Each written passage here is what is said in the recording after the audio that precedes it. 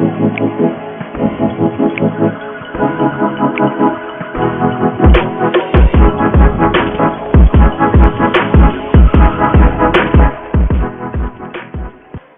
and gentlemen, welcome to today's Action Coalition session on Feminist Action for Climate Justice. Over the next 2 hours, we will be hearing from the leaders and commitment makers of the Action Coalition on Feminist Action for Climate Justice. They are determined to change the lives of women and girls around the world with their actions and commitments. We will be using the live platform as an interactive space, and we encourage you to submit your comments and your questions. Our team will also be publishing further information and resources throughout the session. Without further ado, we have the great pleasure and honor to welcome a pioneer, a peace builder, and a determined feminist, the former President of Ireland and the Chair of the Elders, Mrs. Mary Robinson. Thank you, Mrs. Robinson, for being with us today and for guiding us through this session. Welcome. You have the floor. Thank you very much, Verlaine, and a warm welcome to everyone around the world. I'm delighted to be with you today, moderating the Feminist Action for Climate Justice session, because I'm thrilled that after years we're making the connections between the climate crisis and equality. Can you hear me? We can't hear you, Mary. Can you hear me? No. We're having slightly a technical problem. We will resume very shortly.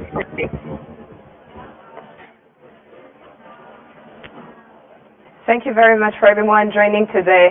We appreciate your patience. We're just solving a minor technical issue and we'll carry on. Mrs. Robinson, can you hear us?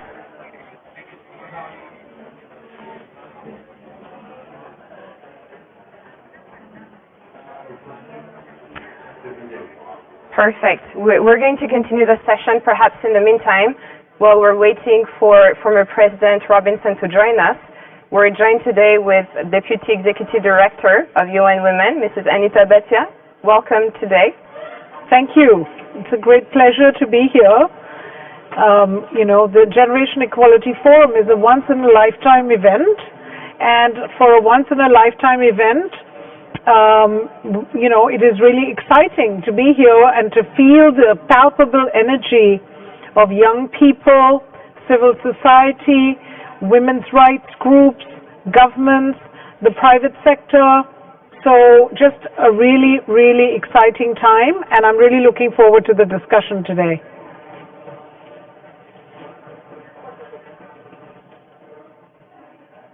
Thank you very much, Deputy Executive Director.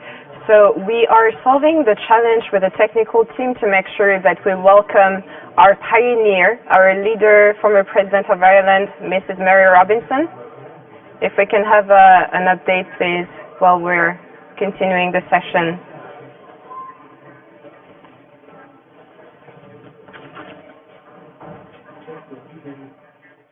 Can you please check the video?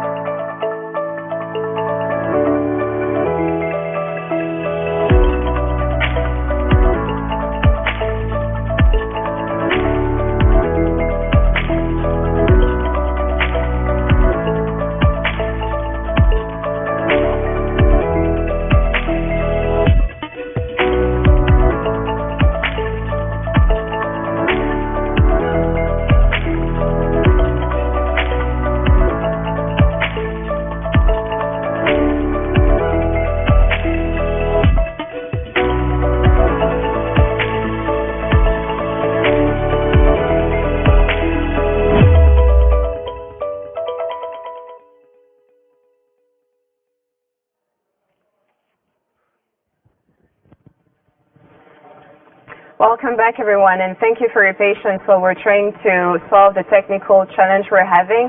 We're hoping for former President Mary Robinson to be with us. But in the meantime, I'm going to engage with our very own Deputy Executive Director, Anita Bhatia at UN Women. Deputy Executive Director, how is this process different, and how has it been leading to Generation Equality Forum? Well, there are very many things different about the Generation Equality Forum. First of all, we just need to pause for a minute and reflect on the fact that this is the first time in 26 years after the Beijing conference that the world is getting together to discuss on the key issues surrounding gender equality today, but most importantly, to actually make some very concrete commitments about how to move forward on some of these issues.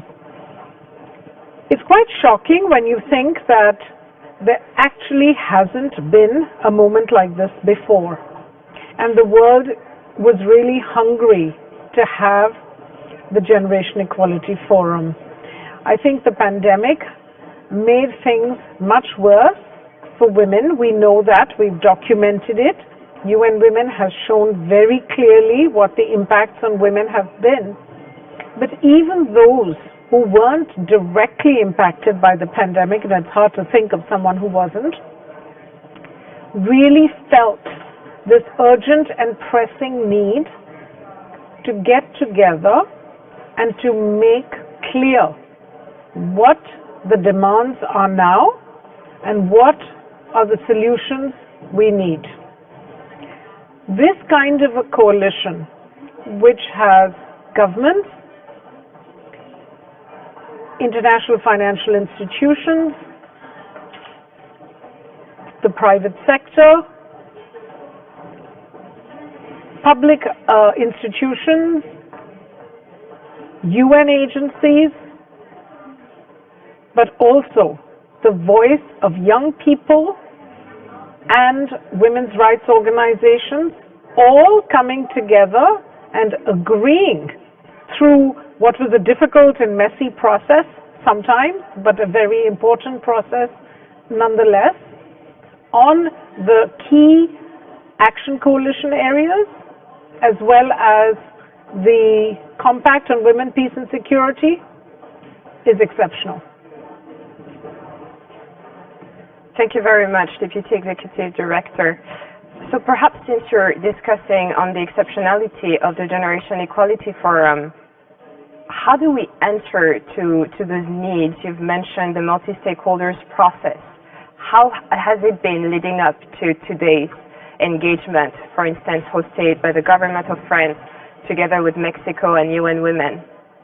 I don't think there's ever been anything quite like this, where you've had a UN agency as the glue holding together a process that is a multi-stakeholder coalition with the support of the governments of Mexico and France, but together with the voice of civil society and other actors coming together to define very concrete actions that need to be taken in a number of areas, but more importantly to have those actions underpinned by very strong, visible, and measurable financial commitments. The real challenge is going to be, going forward, to make sure that this funding flows to those who need it most, and that we are able to report on the targets that we have set ourselves, to measure the progress, and to keep the world informed of how we are doing. Generation equality is actually the start of a new process. It is not the end of a process. So, of course, we had to do all this preparatory work to get to this point. But today, and these past few days, have really been the launching pad for an entirely new process where there is collective commitment across a range of actors to take action jointly to change things. Thank you very much, Deputy Executive Director Anita Bhatia, for highlighting the importance of the multilateral multi-stakeholder engagement for the Generation Equality Forum Without further ado, we have the great pleasure and honor to welcome a pioneer, a peace builder, and determined feminist, Mrs. Mary Robinson. Welcome. Thank you very much, Verlaine, and I was delighted at least to be able to listen to Batia, my friend. And I'm really delighted to be with you all today, moderating this Feminist Action for Climate Justice session, not least because I'm thrilled that after too many years, we're making the connections between the climate crisis and gender inequality. COVID-19 has been a stark reminder that in all crises, we may all be floating in the same sea of uncertainty, but we are certainly not all in the same boat. The climate crisis affects us all, but not equally. Recent UN figures suggest that 80% of people displaced by climate change worldwide are women. To prevent gender disparities further deepening, we must now reject outdated ideas that the climate emergency is only an environmental issue. This crisis is a crisis for nature, yes, but it's also a crisis for all of humanity in every way. It's important that we find ways to look forward and to commit to action. And this Generation Equality Action Coalition is grounded in hope and optimism for a future that builds on collective action with women and girls in their full diversity at the center. So let me now come to introducing the first action area.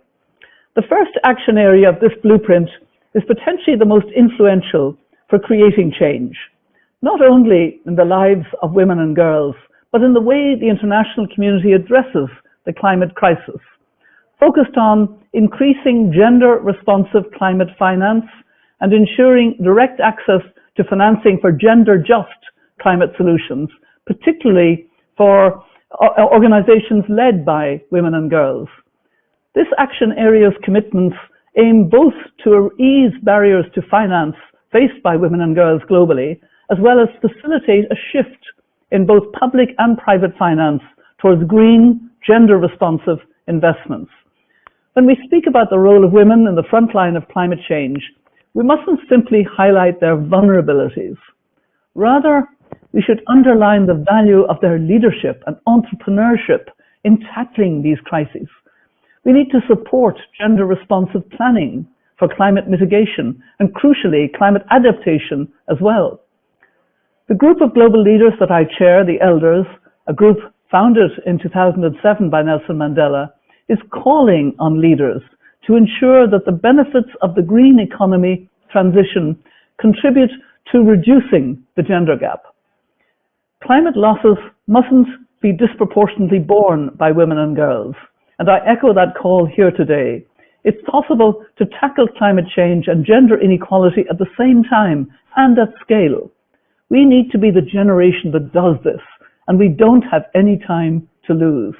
So with this in mind, I'm pleased to introduce the first set of leaders' commitments to the Feminist Action for Climate Justice Action Coalition, from Costa Rica, from the Maldives, from the European Bank for Reconstruction and Development, and from the UN CCC itself. So let the film now begin.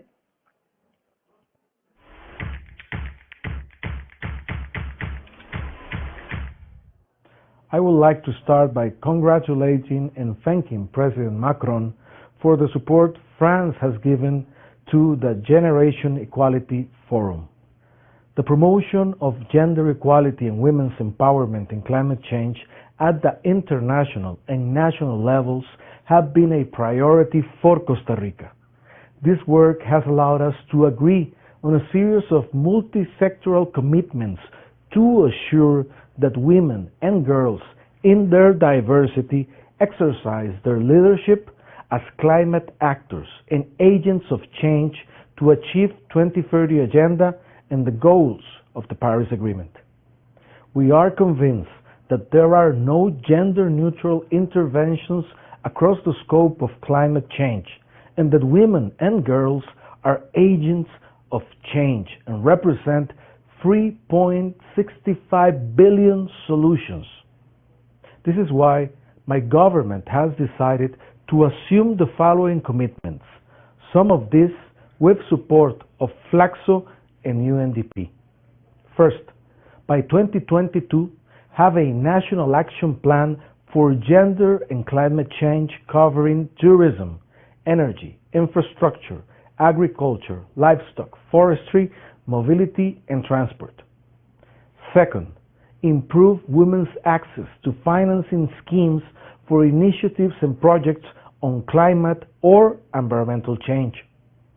Third, develop toolboxes for capacity building in governing entities to incorporate the gender scope in climate action in priority sectors of the National Action Plan on Gender and Climate Change. Fourth, promote gender-sensitive education that allows inclusion and permanence of girls and young women in science and technology in favor of the environment. Fifth, promote effective leadership on women and girls as risk managers in their communities. I thank the governments involved and UN Women for the effort in this forum to accelerate the implementation of our commitments to advance towards increasingly equal societies.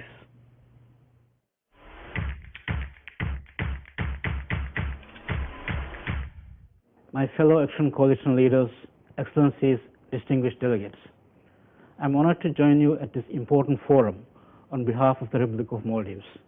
We are proud to be a co-lead of the Action Coalition on Feminist Action for Climate Justice, together with Costa Rica. For generations, women have played a key role in mitigating the effects of environmental degradation in their societies. As a small island developing state, the Maldives has been at the front line of climate change for long enough to realize that addressing the climate crisis requires a whole-of-society approach, a true commitment to ensuring that the voices of women and girls are a part of our decision-making and action.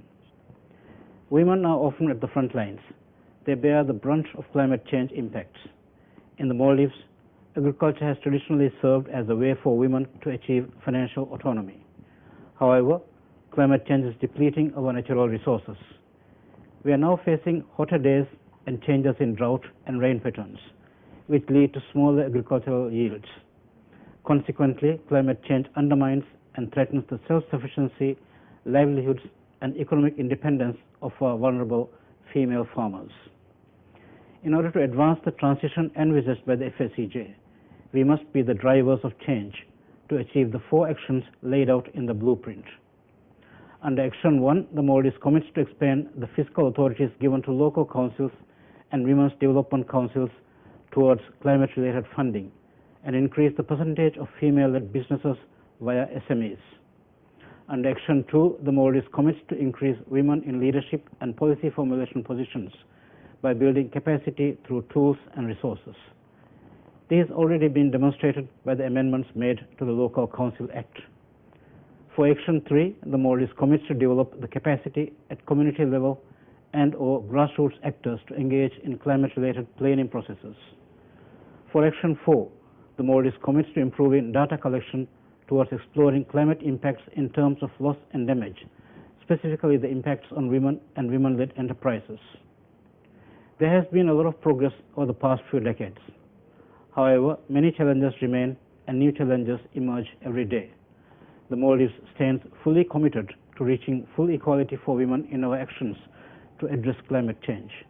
And we, together with our Action Coalition members, look forward to continuing to find innovative and effective solutions to achieve the fulfillment of this bold blueprint. Thank you.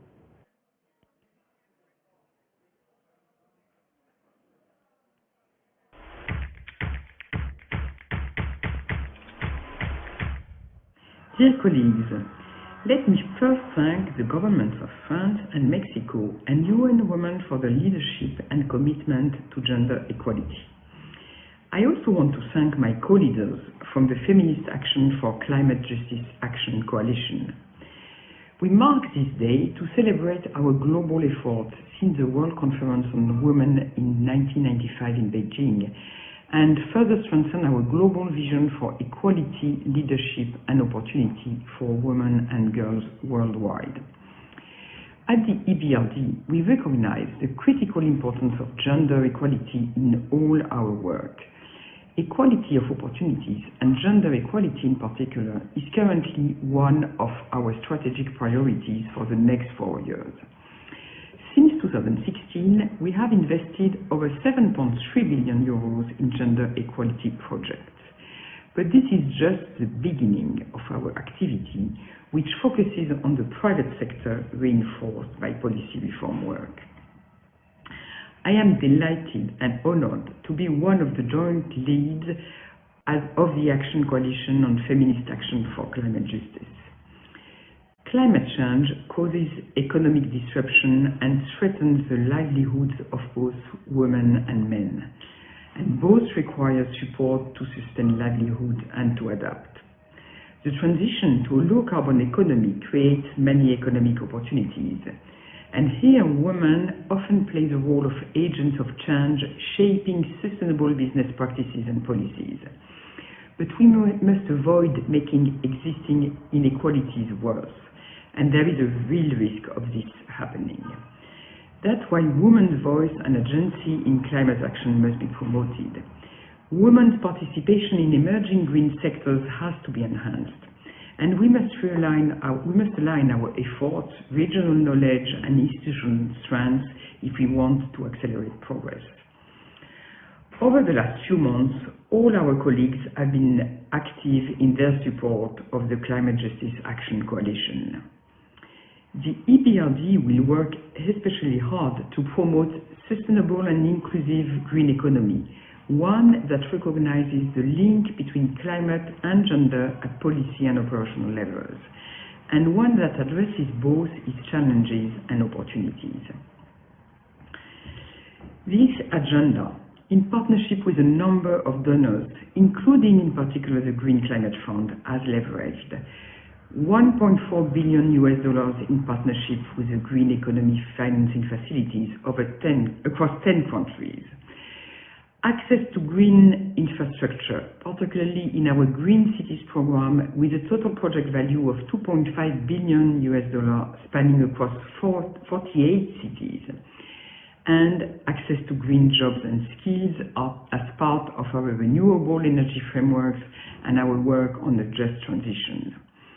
In addition, our work reinforces and ensures the equitable and meaningful participation of women in climate finance, climate action, and policy decision-making, as well as promoting women to greater leadership roles in the green economy. I wish you all a successful meeting, and thank you very much.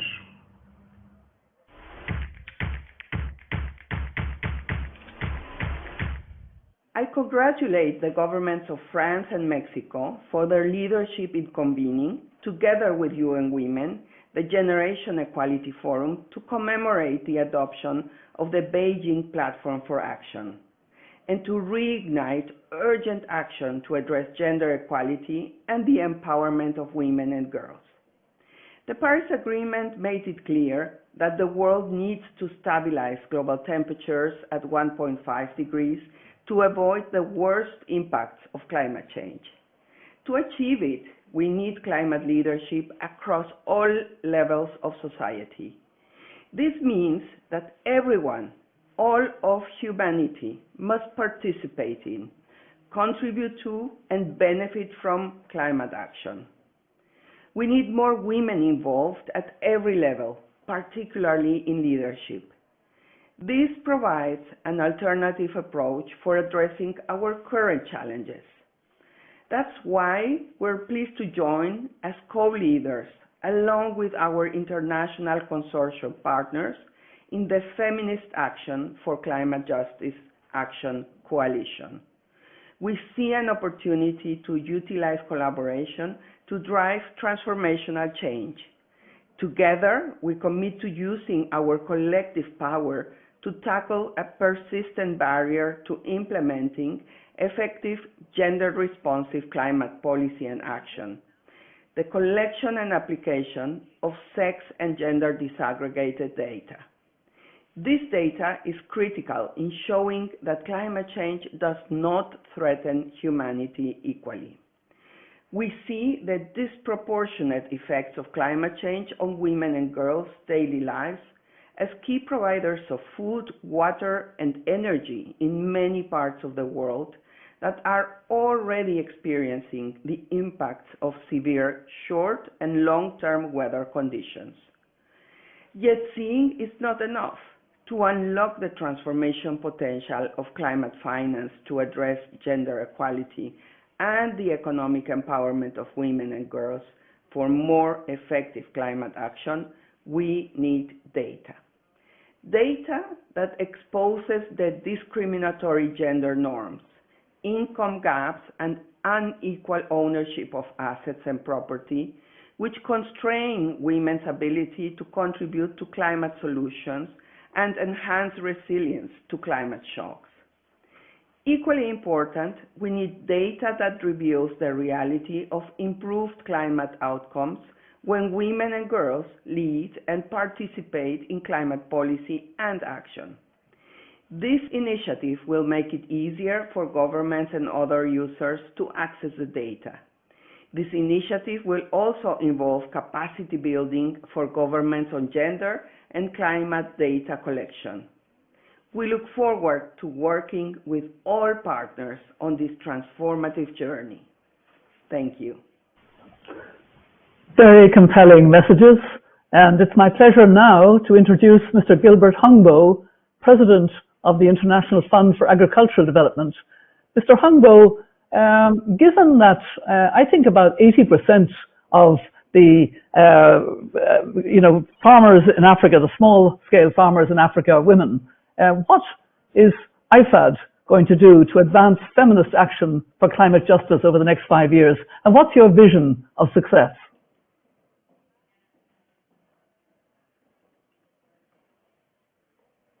I think you might be muted, are you? I think it should be okay now. Thank you so much, Yes, Madam Chair. That's fine. Thank you. I'm very, very pleased to see you again, and for moderating this session. We also want to join others to thank our co-host, France and Mexico, and finally UN Women for bringing us together today. This forum is quite an important milestone for gender equality worldwide. And as you said, for IFAD, we are quite very humble to co-lead the Feminist Action for Climate Justice coalition, given the importance of the women in the rural area and the women that the role that the women and girls play in generating not only food, but the economic activities in the rural communities. The nexus between climate change and gender equality is at the core of the sustainable development, be it SDG 1 or 2, but more importantly SDG 5. But we also know that all the SDGs are really interlinked with the gender equality challenges that we are facing, and this is quite very central to the objective of the Paris Agreement. Most of the world's poorest people, as you mentioned, Madam Chair, they live in the rural areas and depend on natural resources for their livelihoods. Too often, they are the one most affected by the climate change. But even within rural people, climate change does not affect everyone equally. Women are often shoulder greater burdens from this impact we are talking about. Increasingly, women are making their voices heard, but much more needs to be done.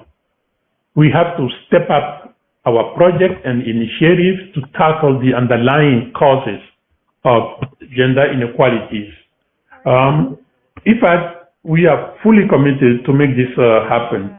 We are committed to scale up our climate portfolio, which includes what we call the Enhanced Adaptation for Smallholder Agriculture Program, which we call very well known as the PLUS, which is very specific climate program that we are executing for rural community, focusing on the women and girls. And this program channels climate finance to small-scale producers. Rural women and girls, as I was saying, are the priority of this program, essentially building resilience in those communities. In addition, our commitment is also 100% of all IFAD portfolio is already gender sensitive. But now, and we just made a commitment by 2024 to ensure that at least 35% of our new projects will be gender transformative. So it's not just enough for us to be gender sensitive, but you really need to contribute to the whole inner transformation by investing more in. I was going to say, thank you, Gilbert. I need you to wind up. Yeah, I can just conclude by just reiterating again our commitment for this cause. Thank you. Thank you very much. And I think we have a short film.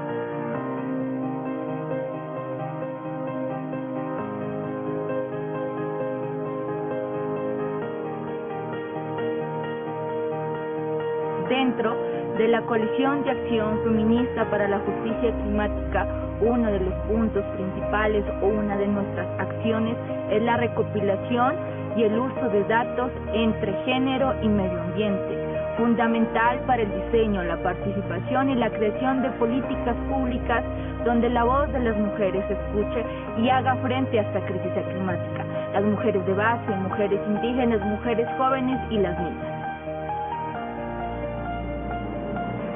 Que nuestras voces sean escuchadas en diferentes espacios y la incidencia de políticas públicas, como también aumentar la recopilación y el uso de datos sobre la relación entre género y medio ambiente. Estas son fundamentales para la Coalición de Acción Feminista para la Justicia Climática. Además, invertir y apoyar la producción de datos específicos para conocer las diferentes situaciones de las niñas, adolescentes y las jóvenes frente a los desastres naturales, matrimonio infantil y la poca participación en el sistema educativo, como asignación de fondos específicos para el análisis de publicación de datos, con actores influyentes como las organizaciones confesionales, las niñas resistiendo y actuando por el clima. Mi nombre es Lupe. A la edad de 14 años salí del resguardo a trabajar en casa de familia para apoyar a mis abuelos con la economía. Soy madre de 3 hijas y me dedico a los labores del campo, que hoy enfrentamos a una crisis climática y siendo nosotras las más vulnerables al llevar el alimento a nuestros hogares. Hago parte de la Guardia Indígena de la comunidad como defensora de vida y del territorio y hoy considero importante la formulación de políticas con enfoque de género relacionados con la planificación del clima.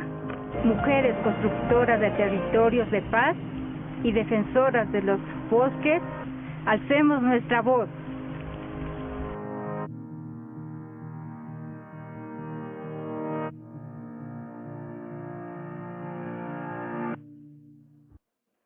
From the Pastos, youth leaders from the Pastos community of Colombia, showing that they are not victims, they are actually making a difference, which is very encouraging.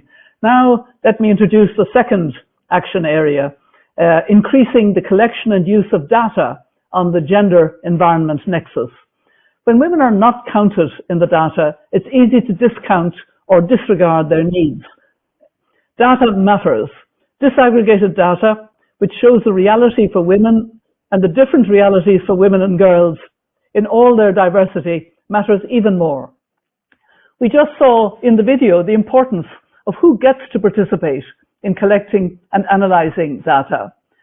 We need to seek solid foundations of data-based evidence to ensure the needs and abilities of women and girls are visible in all climate-related planning. This year is an important year in the climate world. As you know, at COP25 in Madrid in December 2019, parties agreed the 5-year enhanced Lima work programme on gender and its gender action plan.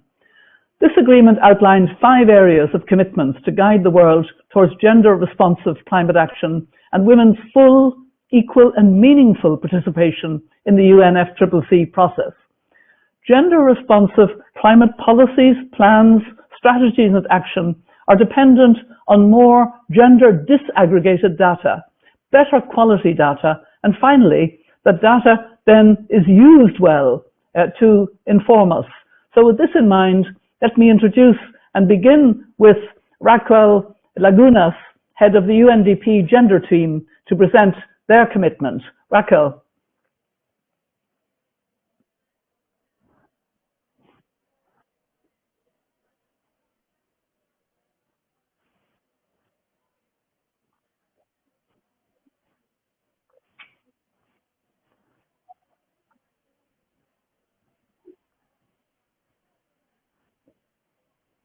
Work with the consortium of partners with who we collaborated for many, many years to advance gender equality. Our colleagues from IUCN, UNEP, OECD, and UNFCCC. This coronavirus crisis gives us the opportunity to build forward better. So we have one chance in a life to really ensure that our recovery, the economic recovery, and social, the recovery is green and it's inclusive. To help make this reality, UNDP is making 3 commitments today. The commitment number 1 is very much about data. With our colleagues from OECD and other partners of the consortium, what we are going to do is to launch what we call a green gender policy tracker later this year.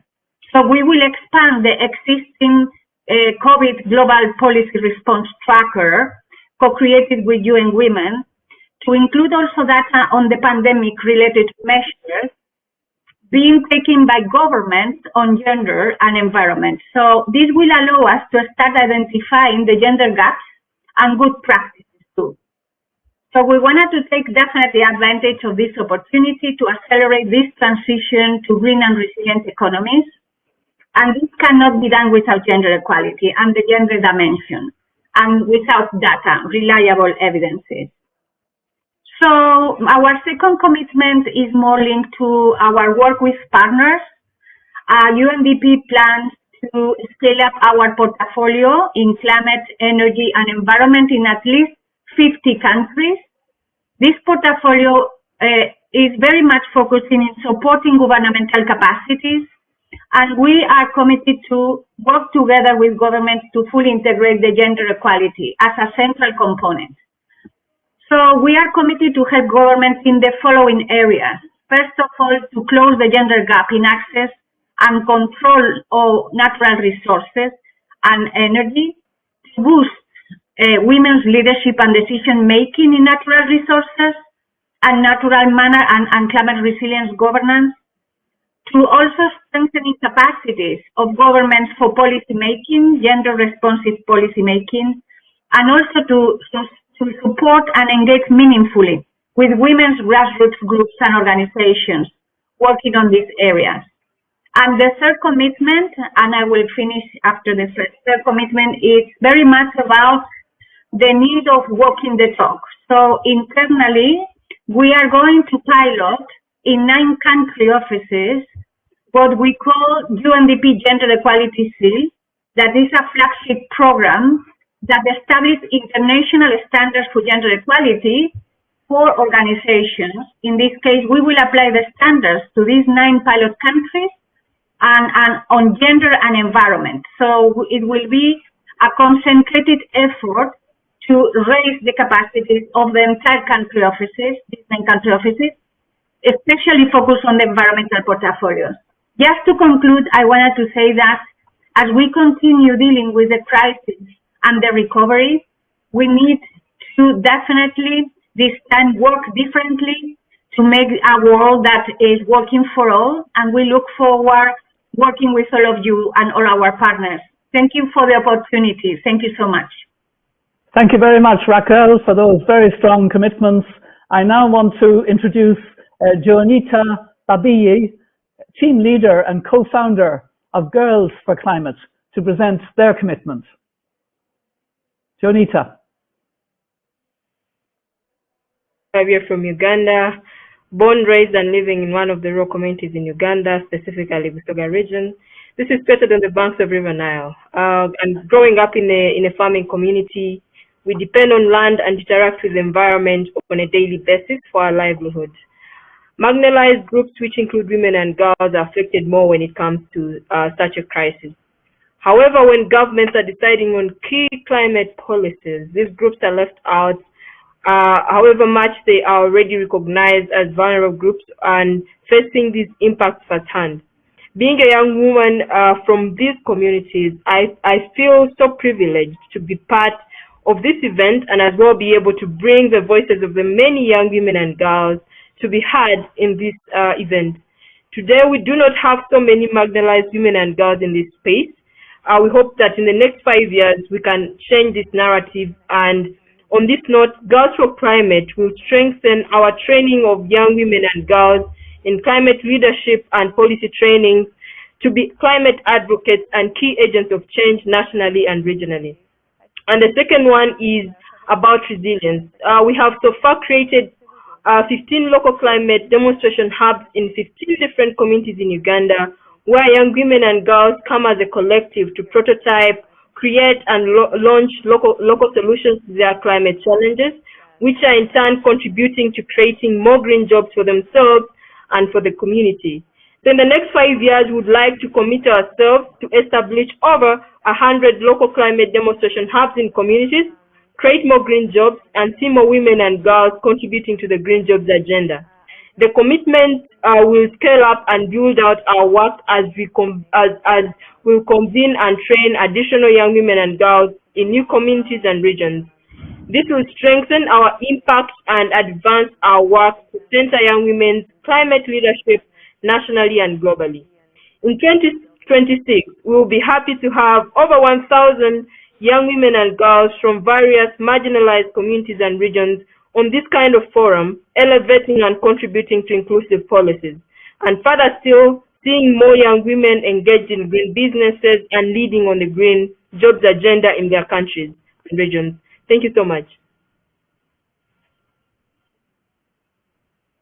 Hear your voice, and that you help us hear many more voices that have lived the reality of the climate crisis and are working to build resilience and changing their community. So great to hear from you. I'm now very pleased to introduce another friend, Regan Pritzer, co-chair of the board of directors of the Global Green Grants Fund, which I'm, I think, a patron of, or certainly admire the work of greatly. Regan. Are you muted? Hello, I'm Regan Pritzker, co-chair of Global Green Grants Fund's board of directors. Global Green Grants is a funder of environmental and social justice grassroots movements. Our world is at a tipping point.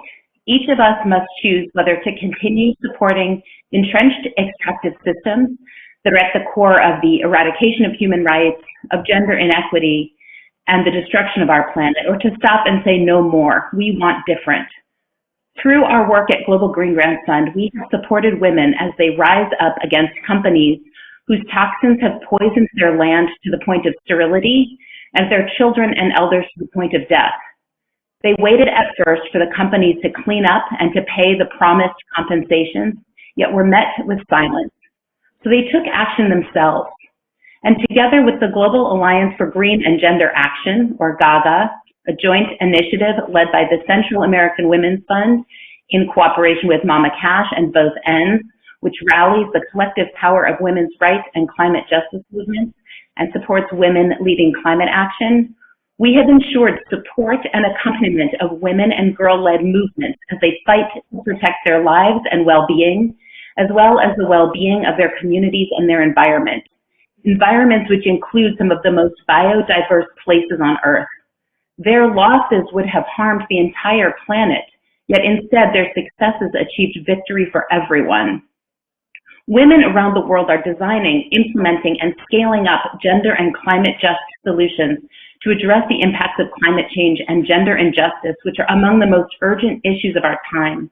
Women and girl-led grassroots leadership, resiliency, and innovations are essential to resolving these issues, yet they only receive 3% of philanthropic environmental funding. When we dig into the root causes of the paucity of this funding, we see a global absence of recognition of the transformative role that women and girls are already playing in reversing climate change and achieving gender justice, while shifting systems from ones causing death and inequity to ones valuing life and prosperity. In partnership with civil society organizations, with our colleagues at UN Women, with the multi-stakeholder members of the Action Coalitions, and with every other commitment maker, we are taking an unprecedented stand through our global commitments to shape a different future. Today, Global Green Grants Fund and GAGA make a collective and transformative commitment to help achieve immediate and irreversible progress towards gender equality and climate justice over the next 5 years, specifically rooted in feminist action for climate justice. In addition, Global Green Grants Fund commits to leveraging $100 million towards this goal, and to review with GAGA the possibility of leveraging significantly more long-term, core, and flexible funding to meet the support needed for women and girls at the front lines of fighting our current climate crisis. Through advocacy and resource mobilizing strategies, Global Green Grants Fund and GAGA will center the urgent need for more and equitable funding to gender-just climate solutions, prioritizing grassroots, women, and girl-led organizations leading on environmental and climate action. Through this campaign, we will also advocate for shifts in environmental and climate funding policies and practices of private philanthropy and government actors to achieve our goals. Solutions to a healthy planet and a thriving people already exist, and women and girls are at the heart of them. The world just needs to see that and to support them. Please join us and demand difference, demand better. Thank you so much, Mary. Thank you very much, Regan. I think you have a short film.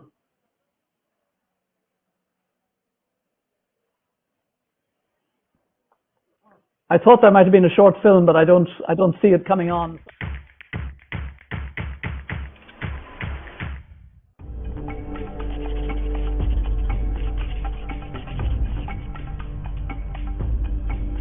The climate and environmental crisis is rooted in an economic model that exploits people and planet while increasing inequalities and violence. States and corporations repress people fighting for access to natural resources, indigenous people and ethnic minorities, rural women, and many others. However, movements around the world are resisting and creating solutions to local needs for land, water, food, and energy. From Pacific Island feminists to the Black Mesa Water Coalition, frontline communities are building sustainable, long-term solutions. What if we replace profit with safety, well-being, justice, health, and sustainability? What if people and planet were the center of our solutions? What if we listen to stories of resistance and connect with feminist and ancestral knowledge? It's time for change and the redistribution of wealth and resources. It's time to hear feminist voices and build solutions that benefit all people and the planet.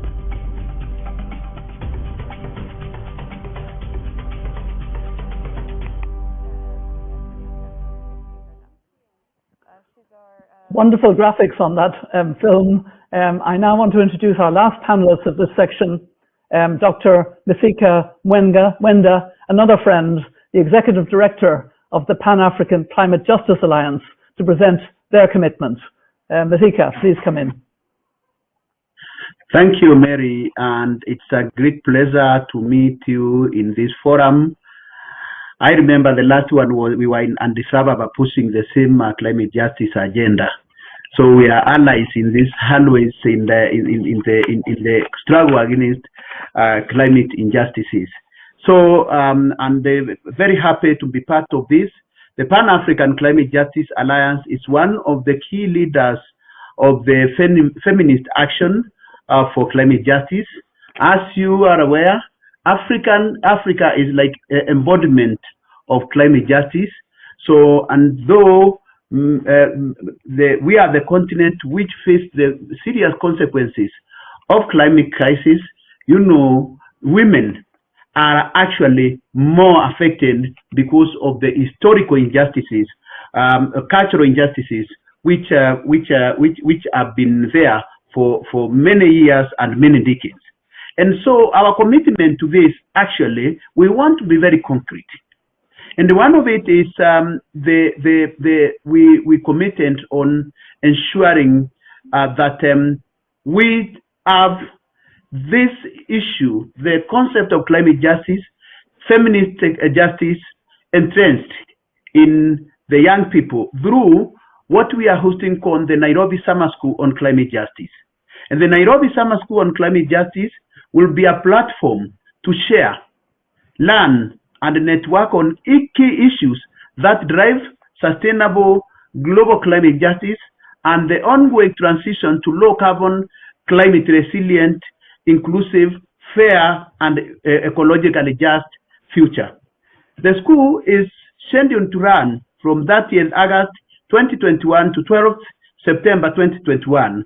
Actually, we were to do it last year, but it was disrupted by the COVID-19.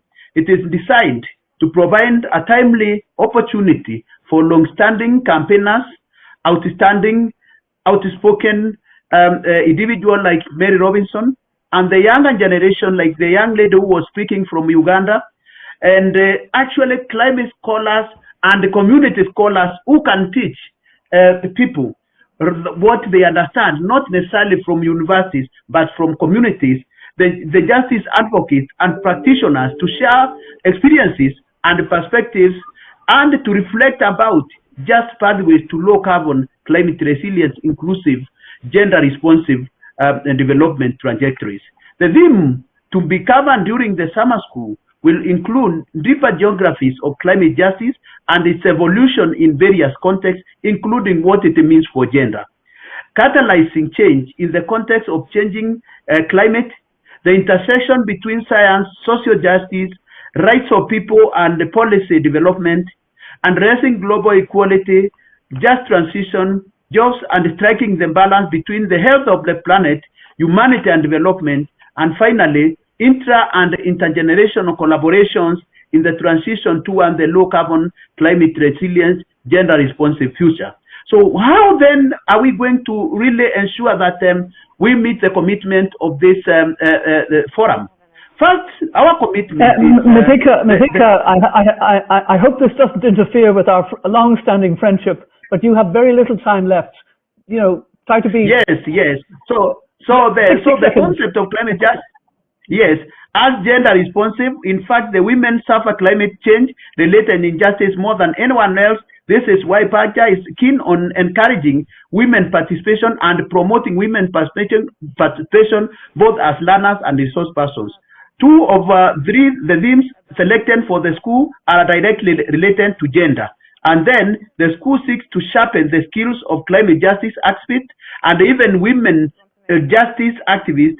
And it is expected that women and youth will be actually playing this very important role in this. Thank you very much. Great. Thank you very much, Mithika. And now I'd like to introduce the third area of the blueprint, focusing on enabling women and girls to lead a just transition to an inclusive, circular, regenerative green economy. And I'd like to begin with a brief reflection on why I believe women and girls are so integral to a green recovery.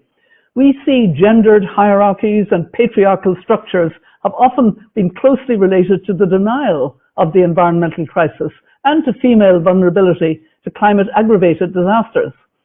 People living in poverty are more exposed to the harmful effects of climate change, as are people of colour, as are other marginalised communities. The combined effects of inequalities based on gender, race, national origin and economic class make the harmful effects of climate change fall most harshly on women and girls, especially women and girls of colour, especially women and girls in the global south. But for too long, we've only spoken about women and girls as the victims of climate change. And as we can hear from everything we've said on this section, this is wrong. Women and girls are showing resilience. They're not passive victims, but we need to support and enable them to do better what they're doing. The incorporation of women and girls' perspectives into high-level decision-making and planning opens the door for increasingly effective climate action. Sometimes when we speak about women's leadership, we tend to look at grassroots leadership. And of course, I applaud those women working day in and day out in their local context, making bold changes. We need that kind of leadership. But now we also need to see women's leadership at every level and in every context. We mustn't underestimate the power of representation and visibility of marginalized groups of women and girls, but it's also important that we see those who have power and can wield that power. So now it's my pleasure to introduce the next group of Action Coalition leaders who will be sharing with us how their organization will work to advance feminist action for climate justice over the next 5 years and what this vision of success is. And up first, we have Kekaska Basu, founder of the Green Hope Foundation, to present their commitment. And I know the Green Hope Foundation, and so nice to see you again. Thank you, Mrs. Robinson, and great to see you again, too. Hello, everyone. My name is Kekaska. I'm the founder-president of Green Hope Foundation. As a youth-led global social innovation enterprise working across 25 countries and impacting over 142,000 people, Green Hope Foundation commits to utilizing our resources and expertise for a period of 5 years and beyond to support feminist action for global efforts to achieve climate and gender justice through advocacy, capacity building, and dedicated efforts at a grassroots level to provide resilience education and build knowledge amongst women, young women, and adolescent girls in all their diversity, especially from marginalized communities who are most affected by climate change, in order to enable them to have the necessary skill sets to address and solve local problems caused by climate change, build resilience to climate change-induced disasters, and rebuild post-climate disasters. We recognize the importance of using education as a transformative tool to ensure the inculcation of lifelong skills in building resilience to climate change impacts, as is evident for 500+ environmental academies that we've conducted over the last 9 years that have translated into actions. Hence, we commit to supporting them in using this knowledge to take mitigative actions and ensure a just transition to a regenerative bioeconomy, thereby helping to localize the Sustainable Development Goals with a special focus on the interlinkages between SDG 5, gender equality, and SDG 13, climate action. We at Green Hope Foundation also commit to achieving global gender and climate justice by monitoring the validity of gender disaggregated data collected by communities, nations, international institutions, and similar stakeholders to address the challenges faced by women and girls in their full diversity in climate-vulnerable areas, especially those that have a history of manipulating gender disaggregated data to continue to oppress women and girls. As young women ourselves working on the ground, we have witnessed such alterations firsthand, wherein the reports published elsewhere do not reflect the realities of women and girls in their full diversity on the ground, such as the drastic increase in child marriage and gender-based violence in climate-vulnerable areas, including in temporary shelters as a result of climate disasters. We therefore commit to ensuring that civilian-collected data, especially those data sets collected by women and girls on the ground that reflect their lived experiences of dealing with climate change impacts, are recognized as valid in order to counteract any wrongdoings or data manipulations by other stakeholders. Through these commitments, we, Green Hope Foundation, continue our fight to create a gender-equal world where women and girls in their full diversity can finally have our respect, rights, and freedoms as human beings. Thank you. Thank you very much, Kekaska. And of course, we will have a little chance to speak again later in this session. I now want to introduce Noeline Nabule-Ivu of Diva for Equality, based in Fiji, to present their commitment. Noeline? In Fiji a few years ago, and governments and civil society and climate activists, all of us. So Diva for Equality is a feminist collective and a network working across Fiji and Pacific small island societies and globally for around 10 years towards universal human rights and socio-economic, ecological and climate justice. So I speak with Pacific feminist climate activists from grassroots-led networks who come with me into this session, and it's important to recognize and affirm those intersectionalities and intergenerational forms that our networks and movements take, because they're what make us strong. In summary, Diva for Equality make the following 8 commitments towards this crucial set of action coalition work. First, with the leadership of WeDo and IUCN, we're a founding partner of the Gender Environment Data Alliance, which Bridget and others will speak to.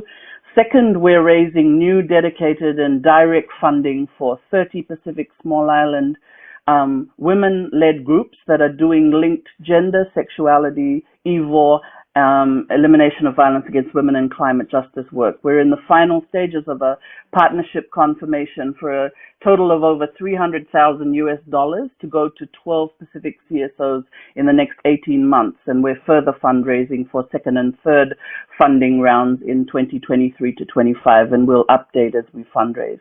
Third, Diva will be hosting an online feminist climate justice community of practice across 14 Pacific Islands, countries and territories, and this is fully resourced already for the first 2 years, and we're looking for the next 3. And it's incredibly important now when we're looking at COVID lockdowns and border closures across Pacific small island states, that we're doing a lot more digital and online work, and that requires specific feminist skills. So this will help us advance some feminist heterodox grassroots analysis and technical skills and strategic advocacy and movement building, as the chair raised earlier. We will connect to one national, one regional, and one global government-led multilateral process per year and do it in a praxis, collective, fun, and creative way. And we will be doing some overall work to accelerate the Pacific feminist work on gender, climate, economic, and ecological justice. Fourth, through our grassroots-led Women Defend the Commons network in Fiji and the Pacific, we're initiating 3 targeted global feminist campaigns. And these ones will focus on urgent, neglected climate and ecological justice issues that are crucial to survival of small island societies. And we call for participation of Action Coalition co-leads when announced. Fifth and sixth, young women and non-binary people from Ganga Grassroots Young Feminist Network will be consistently resourced for 5 years to build their autonomous organizing and social movement work for youth-led gender, economic, and climate justice. So too for the Fiji Women Builders Network, who build and renovate cyclone-proofed low-cost housing and localized infrastructure, including bridges and seawalls and such as feminist climate adaptation measures around Fiji. And those sharings will go into the regional community of practice and then globally through the FACJ. Seventh, Diva for Equality is investing this next 5 years and the upcoming 20 years in an experiment of feminist alternative development and technology transfer through a rural feminist eco-center. And this will allow us to accelerate and scale up our training and development and praxis on some wonderful things like food sovereignty, biodiversity, agroecology, rewilding, low-cost aquaponics, forest gardens, addressing loss and damage strategies, debt justice, building ecological economics, and really pushing back against carbon emitters and polluters through some targeted advocacy and direct action. And eighth, we really want to end unnecessary, exclusionary, and often colonialist and even violent obstacles that we face as majority South women in participating in multilateral work and in work at the national level by women human rights defenders and feminist activists. We've already lost many from the majority South and structurally excluded people. So we will work in the next 5 years to actively counter fascist and heteropatriarchal and neoliberal capitalist, ecocidal, white supremacist, and any other maldevelopment that tries to co-opt or diminish or invisibilize those agendas that we have to put forward globally and locally. We don't accept it at GEF, we don't accept it in the Action Coalitions, nor in any collective feminist work for climate justice, because our vision of success is really simple. We joined the Gender Equality Forum and Action Coalitions to urgently accelerate the scope and pace and strength of feminist climate justice work. We have to stabilize the climate at 1.5 degrees, yes, above the industrial levels. And if we don't succeed, it'll be very hard to survive. So we're fighting to be here 100 years on our complex, unique island groups as a living, thriving planet. Thank you. Thank you very much, Noeline. Great to hear your voice. Great to hear all those very strong commitments. Now let me introduce Dr. Gressel Aguilar Rojas, the Deputy Director General of the International Union for Conservation of Nature, IUCN, to present their commitment. Thank you very much, Madam Chair. Esteemed women and girls of the world, Your Excellency friends, thank you very much. Thank you very much. For IUCN, it is a great pleasure to be with you today and to mark this historic momentum and this vital renewed energy to fully realize at long last a generation of equality. Allow me to thank the government of France, the government of Mexico, and the UN Women for the leadership and vision. As the world's oldest and largest conservation union, IUCN, we know that climate resilience, climate justice, can only be realized with gender equality. It is time to face the most persistent of barriers and pave the way for a gender-responsive approach that uses transformation and sustainability. The climate justice blueprint is both visionary and practical, ambitious but global, collective yet individual in our responsibility and our commitment to act. So this is what IUCN will do.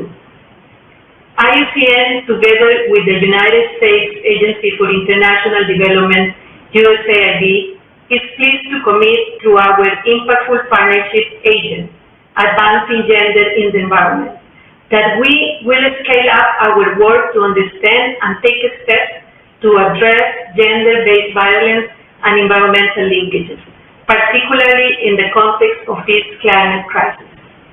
Gender-based violence is a barrier to resilience, peace, and well-being of individuals, communities, and healthy ecosystems.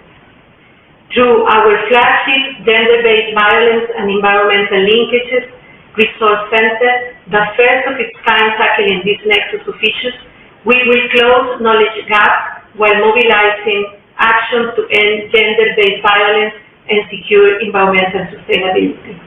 Over the next 5 years, the Center will create tools, build capacity, convene communities of practice, and conduct research and advocacy. We will work to mobilize additional partners and donor support. We will also provide grants to environment and climate organizations working on gender-responsive climate action at all levels, through the next phase of the Resilient, Inclusive, and Sustainable Environment RISE Challenge. IUCN is equally committed to continue collaborating with WIDO, UNFCCC, and many diverse leaders of the Climate Action Hub to continue our decades-long work of cooperation on gender and climate change. This time is strongly focused on collecting, curating, and communicating gender data for improved climate policy and action. Join us as we take next steps together to build out these areas of strategic effort, through which we can not only join capacities but realize collective impact to begin the generation of equality. Thank you. Muchas gracias. Muchas gracias. Thank you very much, Gressel. And I now have pleasure in introducing another longtime friend, Bridget Burns, Director of the Women's Environment and Development Organization, WEDO. Bridget, your commitments. Thank you so much, President Robinson. Hopefully you can hear me. I can, yes. When we first started this process, we were clear that generation equality would be happening in the context of a climate emergency. And we didn't need to predict that we would find ourselves in a week where regions around the world are breaking heat records at terrifying scale. Because honestly, for the last decade, during every major climate meeting, we have seen a preponderance of tsunamis and cyclones and floods, because this is our reality. A climate crisis which touches all aspects of people's lives and livelihoods, and a crisis of justice, where those people's communities and countries least responsible for the crisis are facing first and worst impacts. It's a gendered crisis, one which works as a great exacerbator of inequalities, and one which will only be solved by heeding a feminist demand for real systemic transformation to an inclusive, regenerative, and circular economy centered on care. So we're really proud to be part of the Feminist Action Coalition on Climate Justice, and in that we're launching several commitments today, including 3 that I'm going to speak to. First, as has already been mentioned by several partners, including the UNFCCC, IUCN, Viva for Equality, we've identified in this Action Coalition the critical need to close persistent data gaps at the intersection of gender, environment, and climate. And for us as feminists, we know that data is political. Who counts and what is counted matters as much as methodologies. This is why we're proud to be launching a global gender and environment data alliance committed to inclusive multi-stakeholder information gathering and centering feminist participatory action research. In addition, as stated in our Action Coalition, we know that true climate justice requires systemic change across our economic systems. This means tax justice, trade justice, debt sovereignty.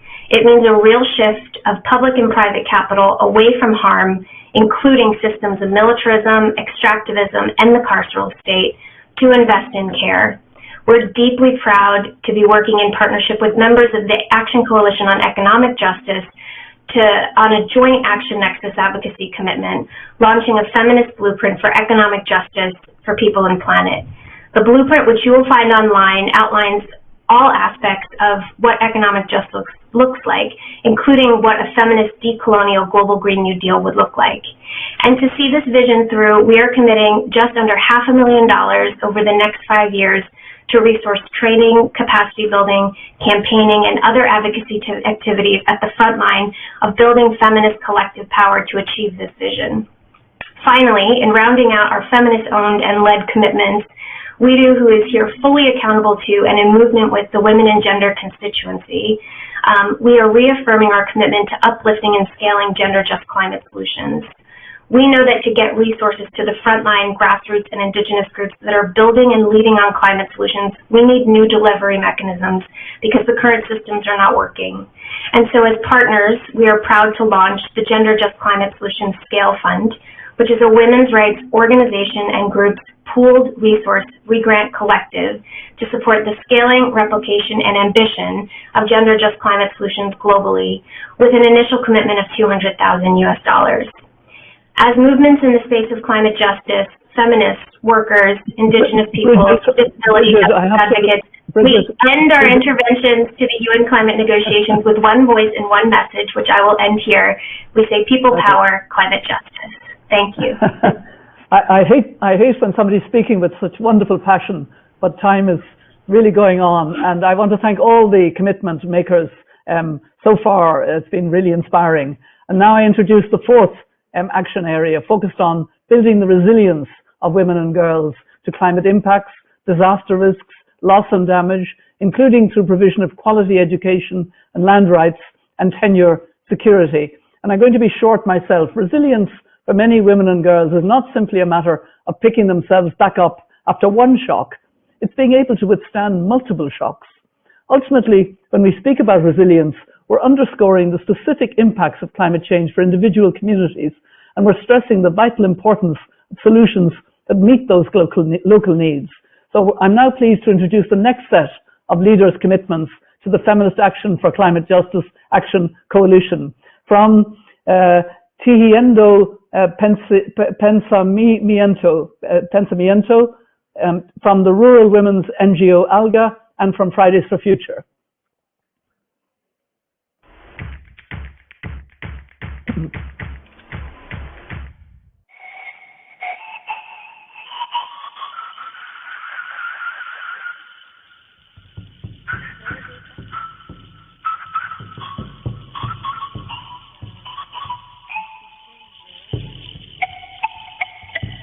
Napaz ac Inguilán más 1000 pasos, más 1000 Moyamuez es más 1000 Colombia. Mi nombre es Elizabeth Verónica Luz Inguilán Kenan.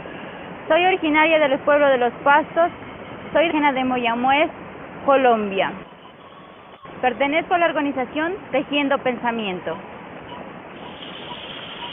Como mujer joven y del sentir indígena, durante décadas los pueblos originarios han contribuido a la protección de la biodiversidad del mundo. No es coincidencia que el 80% de la biodiversidad se encuentra administrada por los pueblos indígenas, siendo los principales guardianes de los bosques.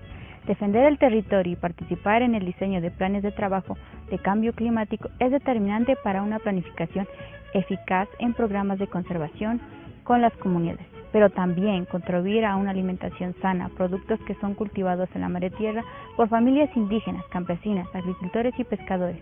Y para realizarlo, miles de mujeres han trabajado arduamente durante generaciones para proveer alimentación a sus hogares.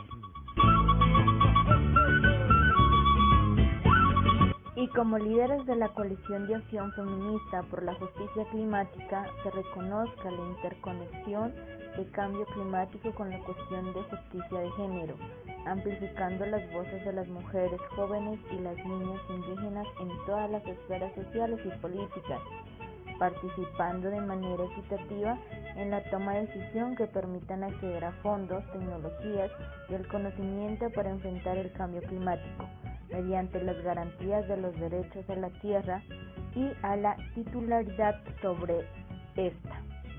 Por ello, es fundamental que las mujeres y las niñas estén al frente de los movimientos que exigen justicia climática, siendo nuestro liderazgo un puntal importante, aportando con nuestra sabiduría y habilidades en temas de agroecología, soberanía alimentaria y semillas nativas. Justo con esos compromisos queremos liderar una economía verde, inclusiva, circular y regenerativa. Hoy, después de décadas, la soberanía alimentaria está en peligro. El hambre no ha terminado. La desnutrición avanza y la salud humana se deteriora por consumir alimentos contaminados. Por ello, es fundamental fortalecer, planificar y crear programas que articulen la soberanía alimentaria y redes de custodios de semillas para mujeres y niñas indígenas que conlleven a una agricultura diferente, una apuesta que le hace la organización Tejiendo Pensamiento. Gracias por la invitación al Foro de París. Bye bye.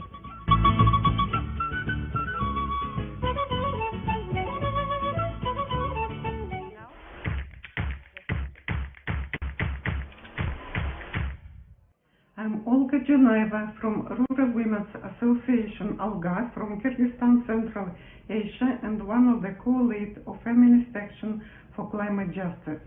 ALGA's commitment, founded and driven by rural and grassroots women of Kyrgyzstan, ALGA commits to advancing women's leadership participation, resilience and capacity building in Central Asia in alignment with the Action Coalition on Feminist Action for Climate Justice through several key blueprint action areas.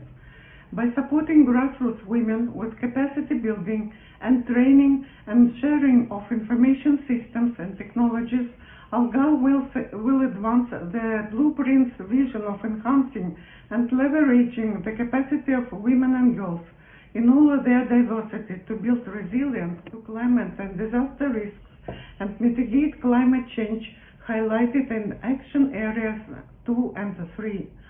ALGA will advance women's participation and leadership in the transition towards a green, regenerative and a circular economy by supporting capacity building, particularly around energy transitions and gender-just energy solutions. With the increased resourcing and the scaling up of microcredit allocation, Programming for Rural Women, ALGA also commits to advancing the provision of gender-just climate finance to women and feminist-led climate solutions, highlighted through Blueprint Action Area number 1. In addition to collective commitments, these organizational commitments towards capacity building and financing gender-just climate solutions and participation will build from and build up ALGA's core work, supporting, resourcing, and building power with rural women, and will advance the vision of the Feminist Action for Climate Justice Blueprint. Thank you.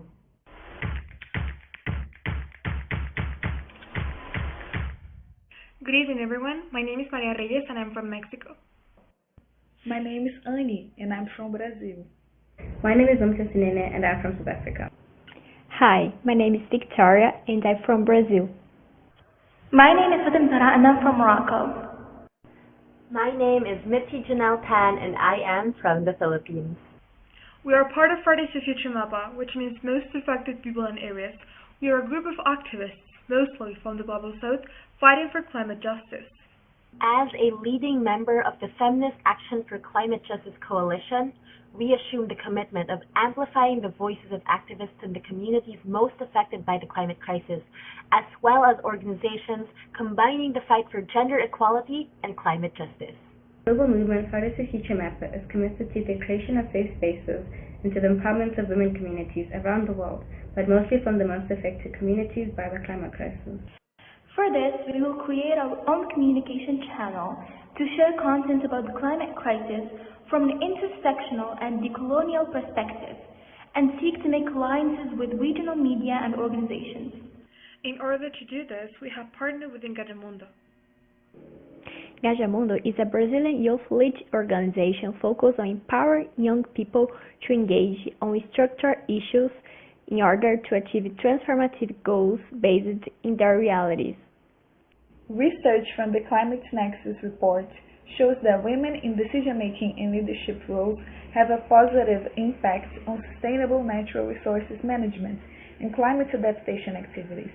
That's why we pledged to create spaces of learning, such as workshops, where we are going to be able to understand the effects of the climate crisis within a diverse range of women and be able to replicate, thus lead a feminist education within the whole movement.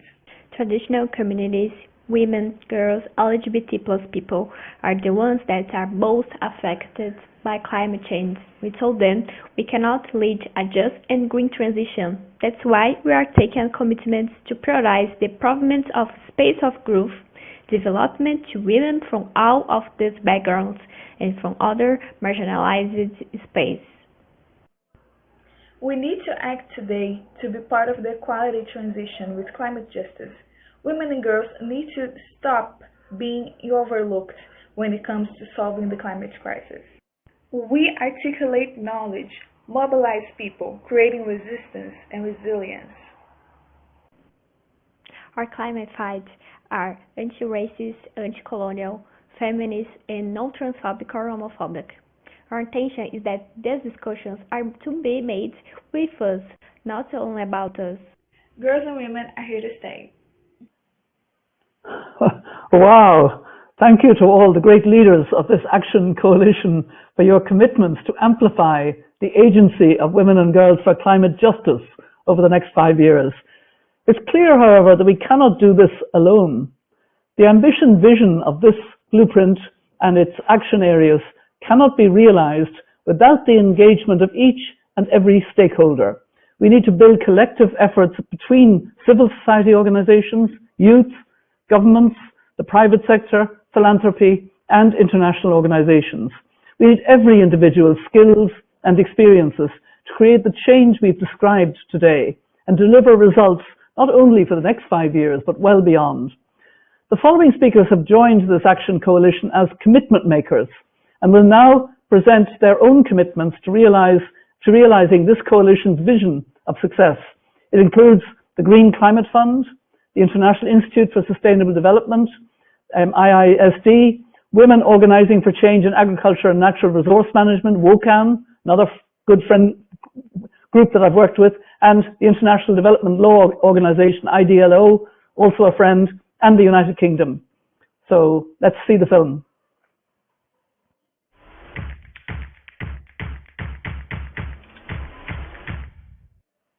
Dear colleagues, dear friends, the Generation Equality Forum brings an unprecedented opportunity to realize gender equality in all areas of life.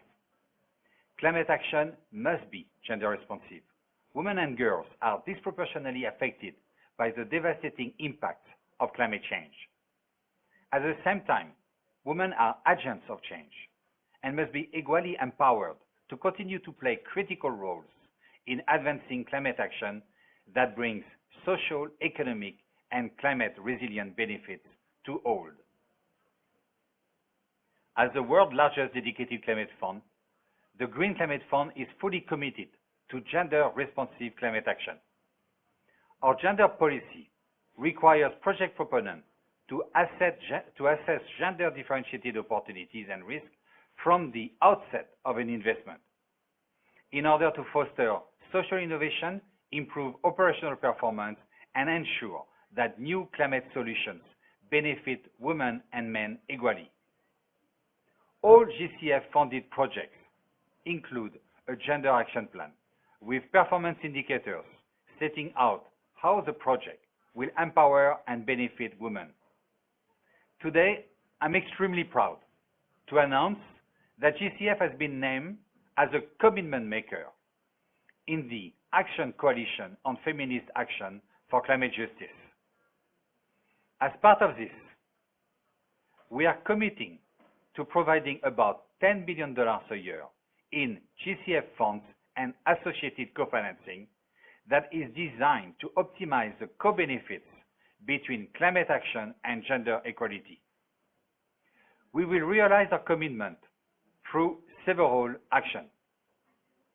First, by monitoring the implementation and progress of GCF gender policy and gender action plan.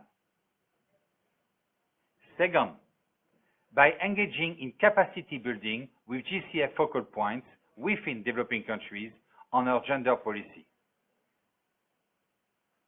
Third, by increasing our engagement with women's organizations as delivery partners.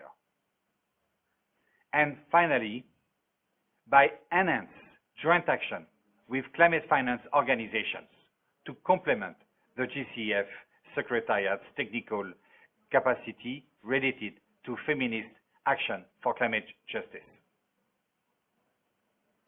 Our actions can have a huge impact. As of today, GCF ongoing investments are expected to benefit over 180 million women. And with this commitment, we believe we can address climate change and improve the lives of women and girls worldwide. Thank you very much for your attention. Thank you very much for your commitment.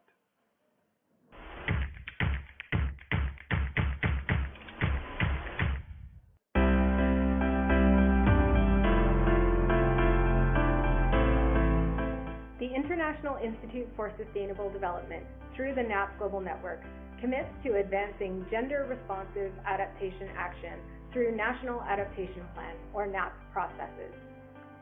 NAP processes will drive investments in adaptation over the coming years, so they must be gender-responsive and socially inclusive to realize climate justice and the ambitions of the Paris Agreement.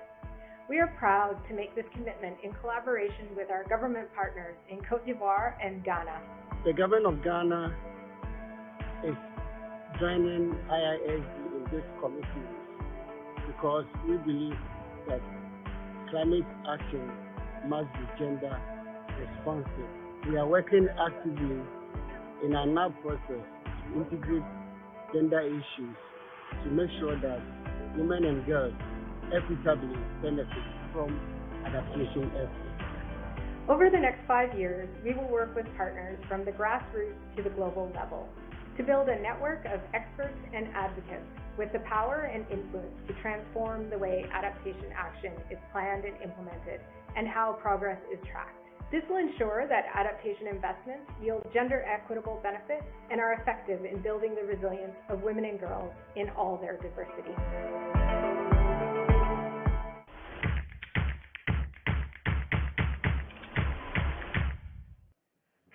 WOCAN is very pleased to make a commitment to the Action Coalition for Feminist Action for Climate Justice. Why now? The tide is turning. Funders of both climate action and gender equality are now understanding the reasons for and the opportunities to address their goals by incorporating the agendas of the others. Investors are demanding companies and projects address SDG goals.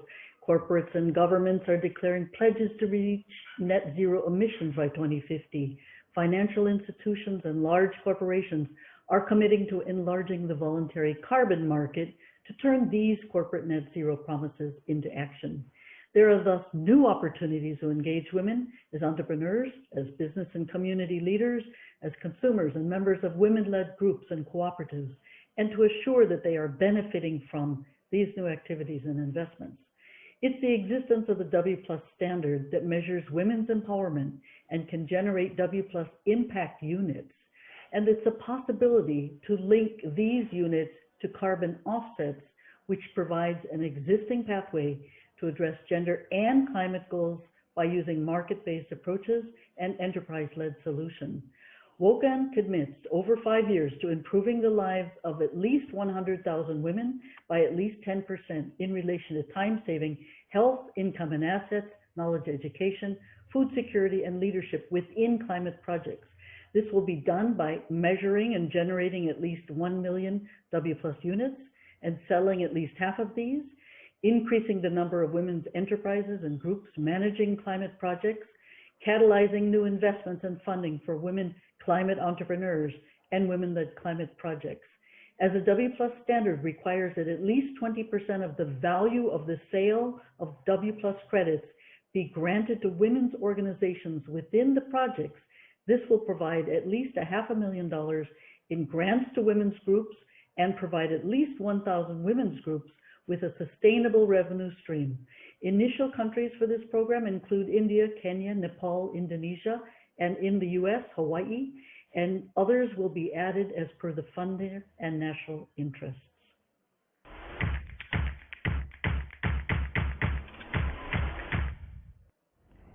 As an organization that puts gender equality at the core of its mission to promote peace and sustainable development through the rule of law, IDLO is proud to support Generation Equality's call for feminist action for climate justice. Women and girls are often hit first and worst by the effects of climate change. Access to land and natural resources, which is central to the lives and livelihoods of many women, is increasingly disrupted. Discriminatory laws and practices mean that women and girls are less able to protect themselves even as they face higher rates of violence during climate-related crises and instability. And there is considerable evidence that gender inequality is making climate change worse. Countries where women are excluded from decision-making have higher levels of environmental degradation, while having more women in policy-making positions correlates positively with reduced carbon emissions. A rule of law-based approach is key to addressing the nexus between climate change and gender inequality in 3 important ways. First, people-centered justice systems can protect the environmental rights and well-being of women and girls, particularly during emergencies. Second, effective laws and institutions can build resilience and enable the transition to more equitable and sustainable models of development.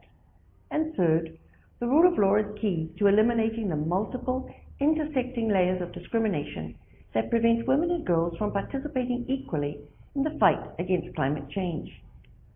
This is why a gender-transformative approach to climate justice is an important part of IDLO's new strategic plan. I am pleased to reaffirm our commitment to advance feminist climate action in 4 critical but often overlooked areas: empowering women and girls to claim their environmental rights and participate in climate-related decision-making, strengthening their ability to access and benefit from land and other natural resources through legal empowerment, working with governments and civil society to address gender-based inequalities and discrimination and support the development of gender-responsive climate laws and policies, and helping build an evidence base on the effects of natural disasters on gender-based violence and women's access to justice. Gender is a core climate issue, and climate justice must be a priority for all feminists. My colleagues and I look forward to working with you to help realize the urgent and ambitious vision of this Action Coalition and of generation equality over the next 5 years. Thank you.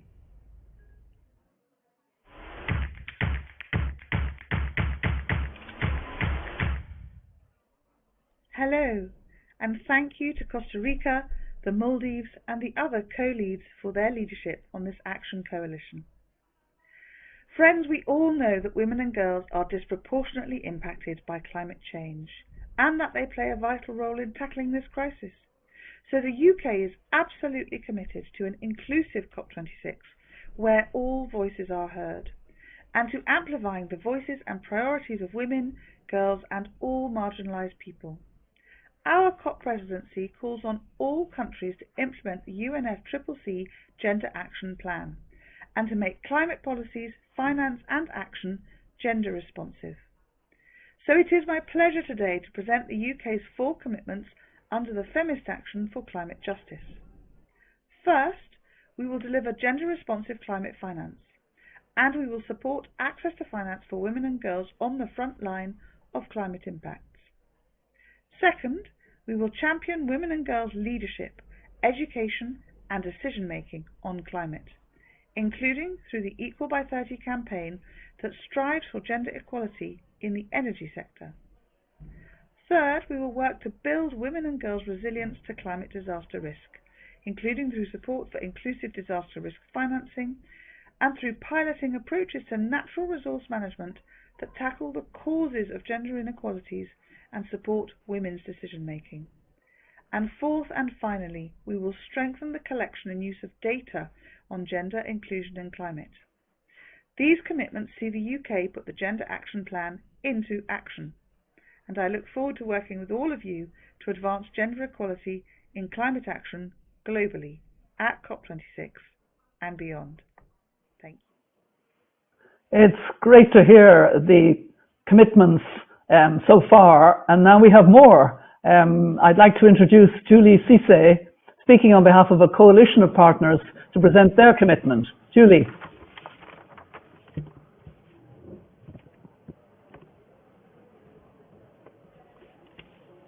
Are you unmuted?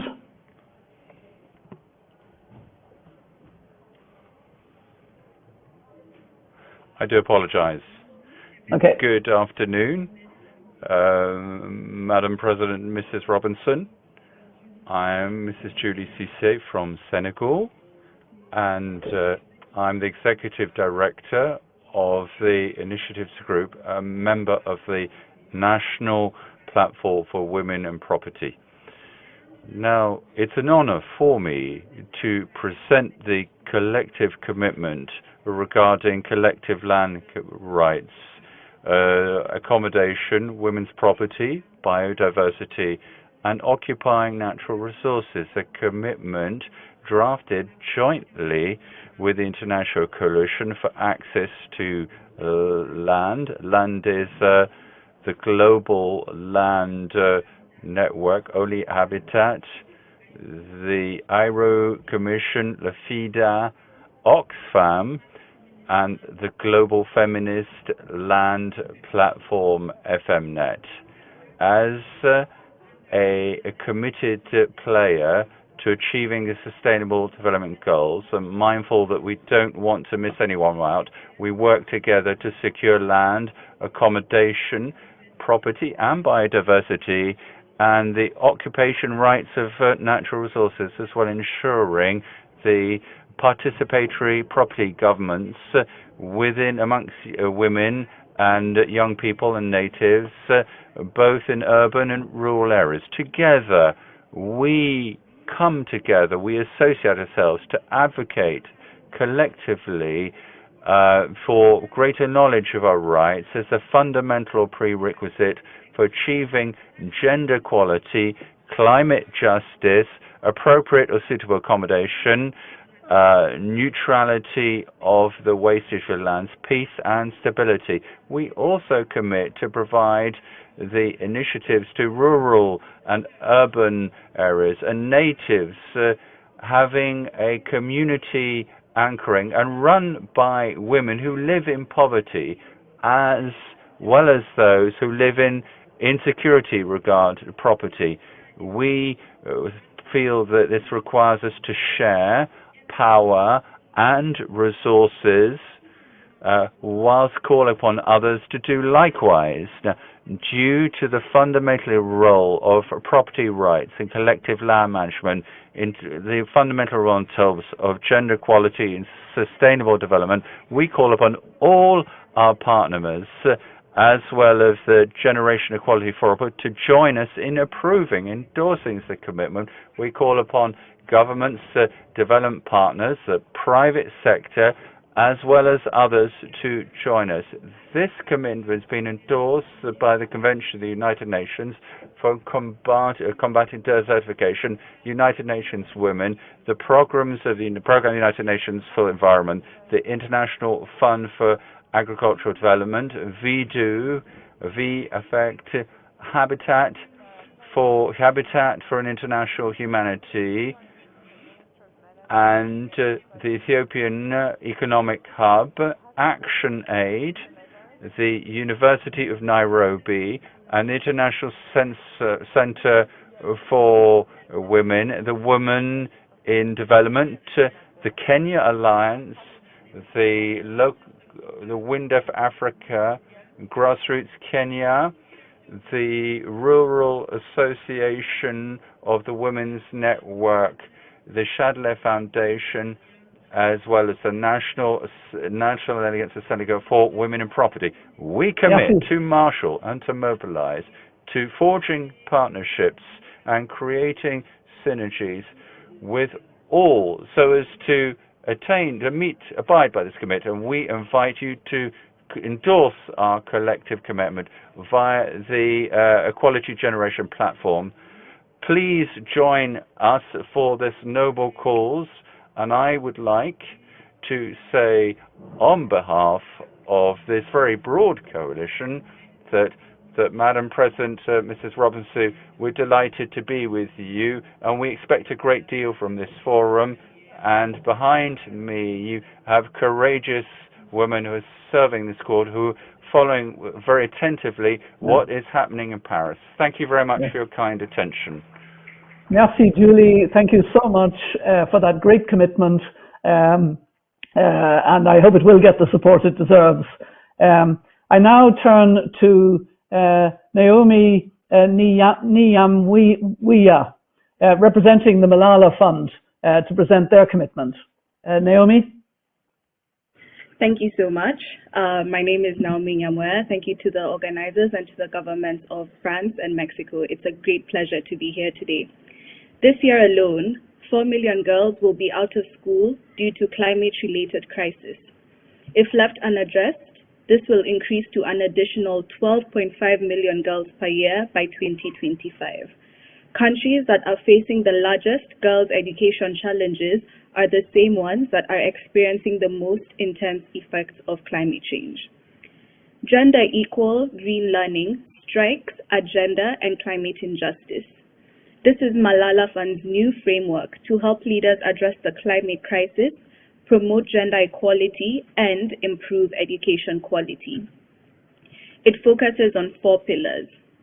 The first pillar is improving education access for girls. This includes reducing gender-based violence and promoting sexual and reproductive health rights. The second pillar is expanding visions of green skills. This includes STEM and 21st century skills. The third is promoting sustainable values, and the fourth is supporting student activism.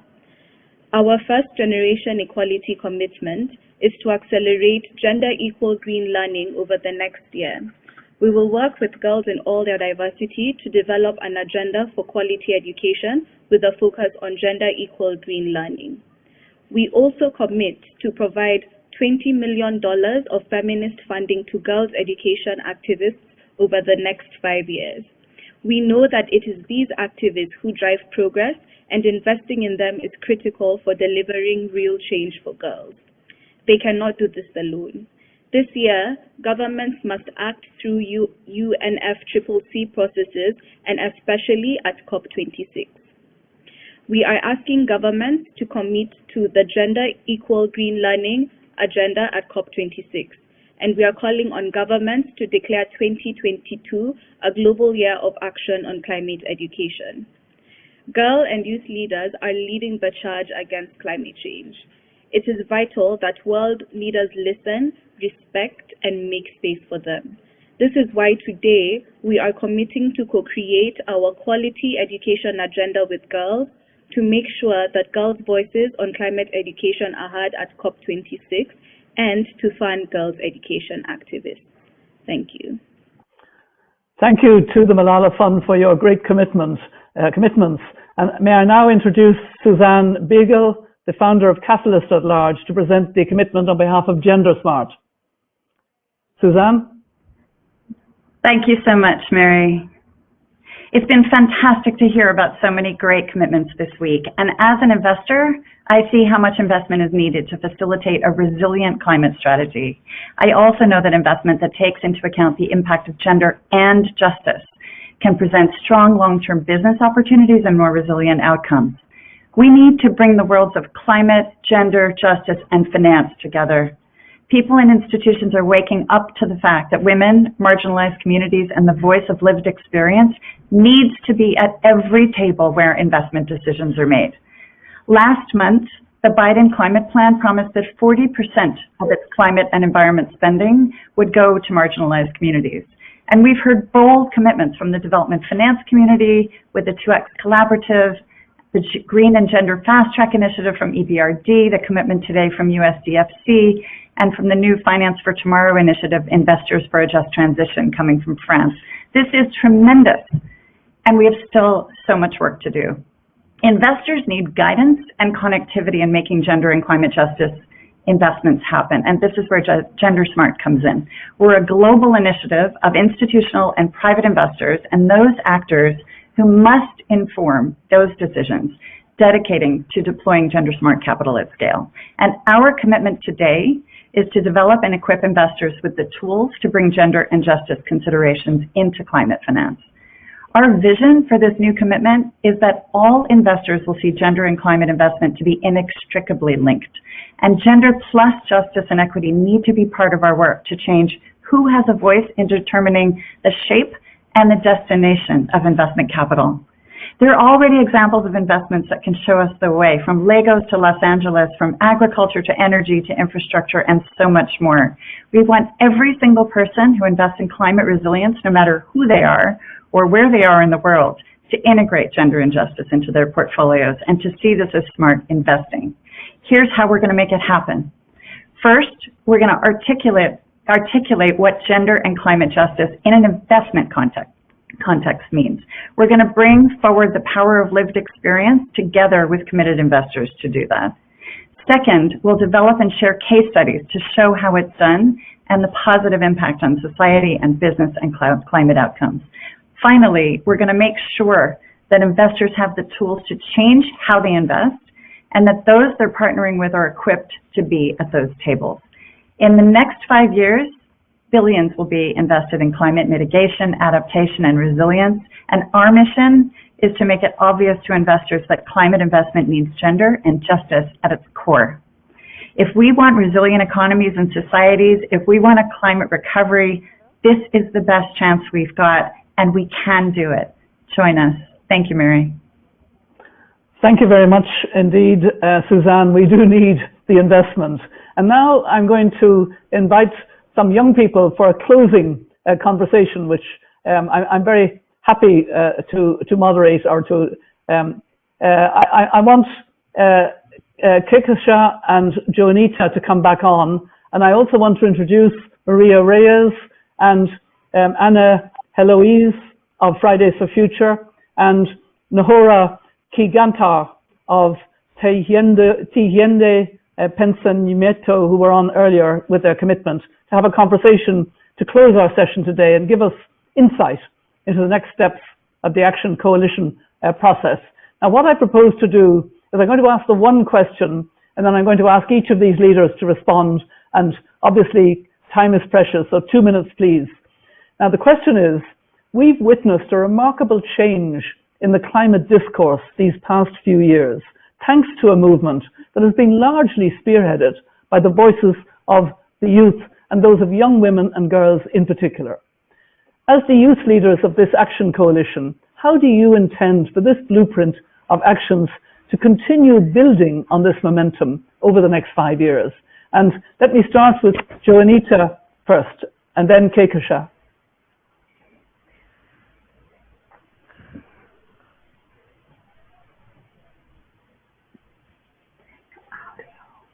I gather Nahora is not with us, but I think, Joanita, you may not be muted. You may be muted, are you?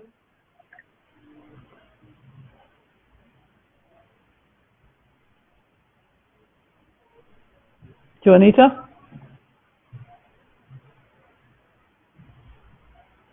Well, I'll tell you what, I'll take Kekasham while we're waiting for Joanita to get on. Yes. Thank you, Mrs. Robinson. And I think that is a really important question and something that needs to be addressed right now. I would go back to our commitments and just use that as the base for saying that it's really important to have the infrastructure in place in order to ensure the localization of our challenges and the localization of our solutions, because feminist action for climate justice looks very different for privileged communities versus marginalized communities. So we need to have the specific infrastructures in place to ensure that we are able to deliver our commitments and make sure that we are able to reach the farthest first. That is something that we at Green Hope Foundation are doing. And just to cite our commitments, I spoke earlier about resilience education, and we are putting the infrastructure in place for that through the installations of solar panels and solar street lights, particularly in the school areas, so that the girls have safe spaces to go to school. We give them climate education over there, and they're able to, have an education that is powered by clean energy, and we're really able to address the social and environmental and economic side because it gives them the skill set to be able to move towards a just economy. So localizing the solutions and putting the infrastructure in place is absolutely critical if we do want to reach the farthest first and ensure feminist climate justice. Yeah, very good points, Kekasha. Anna of Fridays for Future, I hope you can come in now. Hello, everybody. Hello, Mrs. Robinson. My name is Ana Louise. I am from Brazil, Latin America. Thank you for the opportunity to be here. We need to dig deeper into the leadership that we already have. I look at the current climate crisis, the current climate leadership, and I have a feeling of admiration rather than identification. This is because I am a Black woman from the Global South in a country that is going through a serious democratic crisis. For example, today there is a bill in my country's parliament which is advancing to eliminate indigenous peoples of their ancestral rights, allowing illegal mining on their territories. The illegal miners affect the subsistence of these traditional peoples, bringing violence of all kinds to those who mobilize against the destruction. And the situation gets worse when resistance is made by a woman. What the Brazilian government wants is to keep the colonial project materialized in the genocide of native populations. I wish my friend Valmondoro, who is also part of the coalition, was here with us today, as she is an indigenous woman and a young leader in defense of her people, but now she's in the capital of Brazil protesting against this in order to keep her home and her ancestral culture. Furthermore, it is also important to notice that during the Haitian earthquake of 2010, LGBT people were subjected to violence in shelters. These are just some examples of the fact that for several girls and women around the world, being an activist is not a choice. The activism is related to their own survival. The emergency of this intersectional approach has guided us throughout the process of making this blueprint. We definitely need to bring these marginalized voices to the center of the discussion. I think the blueprint has a lot of potential to initiate a second spring of youth engagement on climate agendas.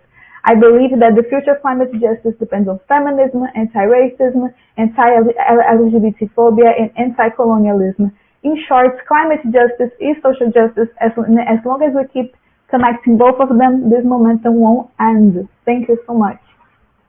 Thank you very much, Anna. It was very important to hear your voice. You know, as a human rights person, a former High Commissioner for Human Rights, I know how courageous you have to be to defend your land and water rights and the power of mining companies, and how many get killed or suffer and their families suffer, a lot of setbacks. So, thank you for that voice.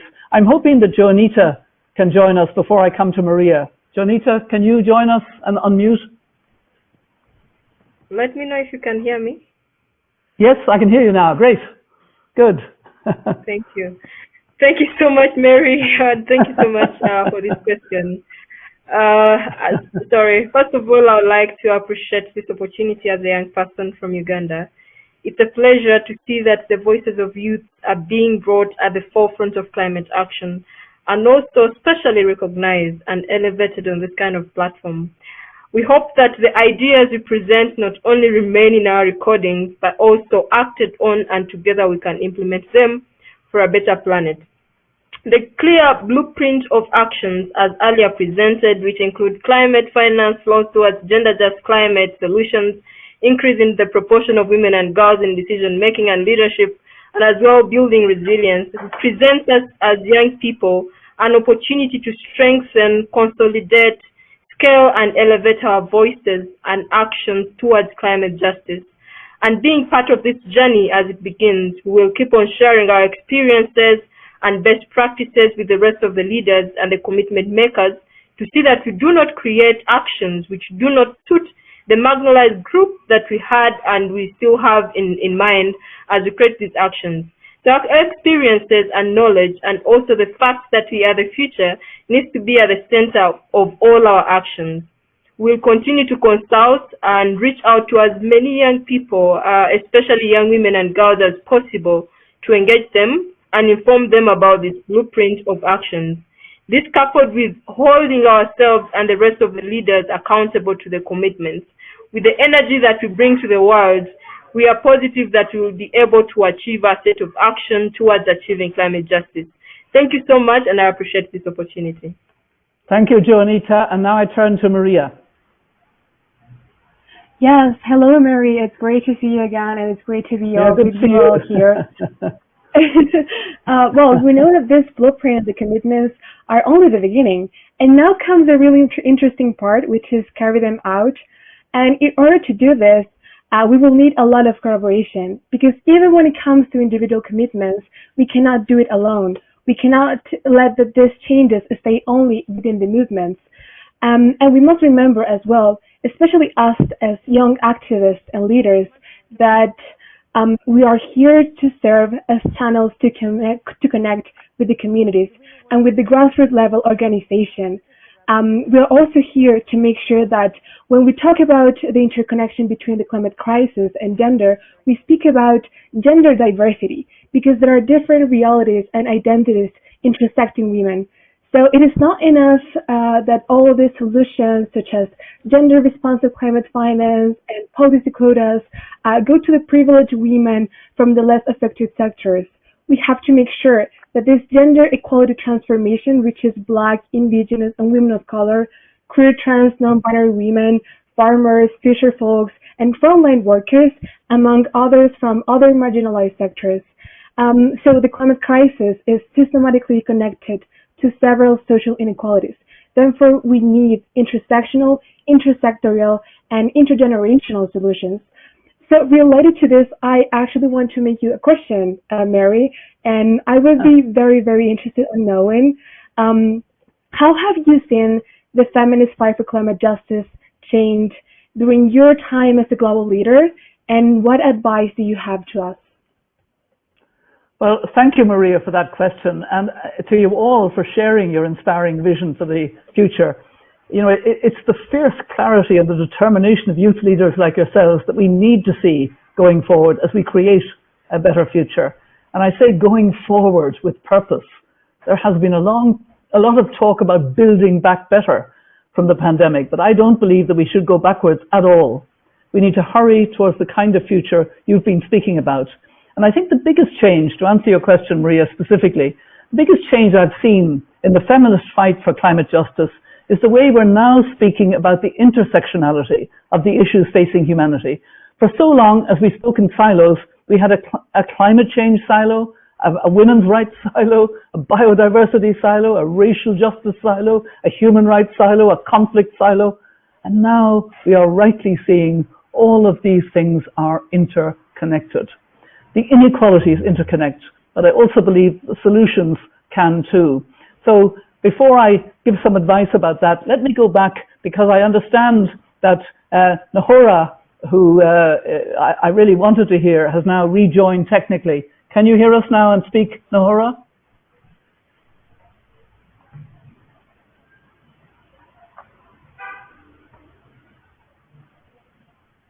Nahora, are you able to unmute? Are you able to speak to us?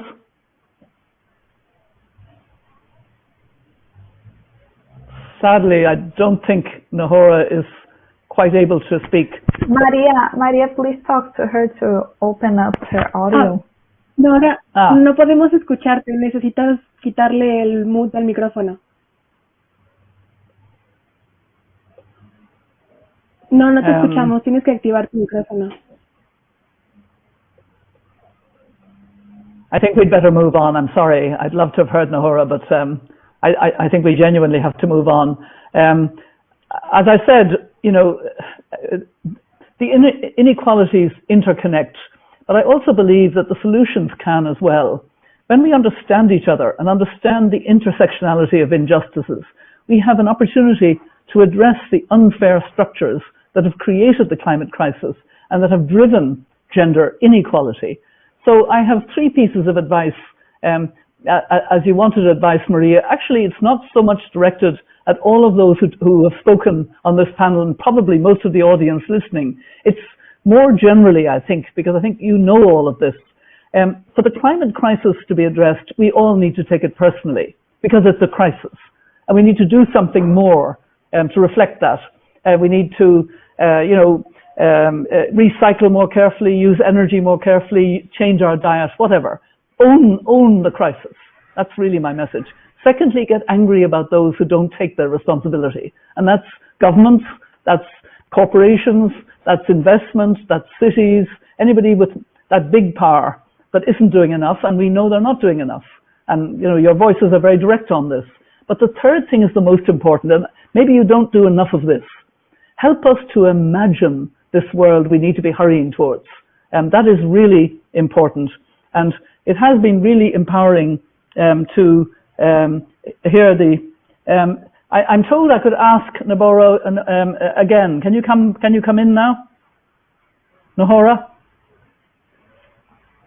We really want to hear you.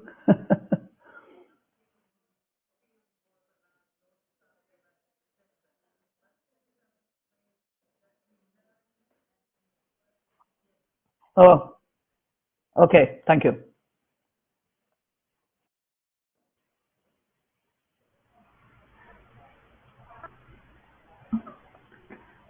Maria, could you please talk to her that she's muted? I've been trying to message her about it.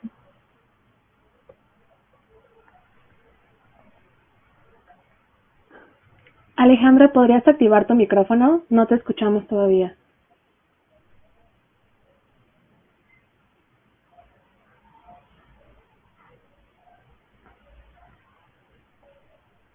Do we have the translation, or do we have...